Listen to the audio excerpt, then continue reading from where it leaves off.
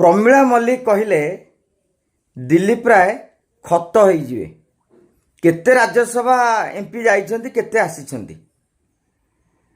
ପ୍ରମିଳା ବାପା କେଉଁ ଅଙ୍କ କଷିଲେ ଆମକୁ ଜଣା ନାହିଁ, କିନ୍ତୁ ନବୀନ ବାବୁଙ୍କୁ ଦୁଇ ଥର ଝଟକା ଦେଇକି ବିଜୁ ଜନତା ଦଳରୁ ବିଧାୟକଙ୍କୁ କ୍ରସ୍ ଭୋଟିଂ କରାଇ 2002ରେ ବି ଜିତିଥିଲେ, 2026ରେ ବି ଜିତିଛନ୍ତି ଏବଂ ସେ 2032 ପର୍ଯ୍ୟନ୍ତ ରାଜ୍ୟସଭା ଏମ୍ପି ରହିବେ। କିଏ ଜାଣେ 2029ରେ ପ୍ରମିଳା ବାପା ଆଉ ବିଧାନସଭା ଆସିବେ କି ନାହିଁ। ଆଉ ଗୋଟିଏ କଥା, ନବୀନ ବାବୁ ଯେଉଁମାନଙ୍କୁ ରାଜ୍ୟସଭାକୁ ପଠାଇଛନ୍ତି ସେମାନେ ନିଜ ଦମରେ ଯାଇନାହାନ୍ତି, ଦଳର ଦମରେ, ନବୀନ ବାବୁଙ୍କ ଦମରେ।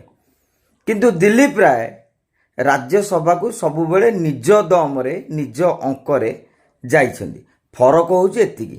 ଅବଶ୍ୟ ସମୟ କହିବ, ରାଜନୀତିରେ କଡ଼ ସବୁବେଳେ ଲେଉଟାଏ, କିଏ ଖତ ହେଉଛି ଆଉ କିଏ ଫୁଲ ହେଉଛି।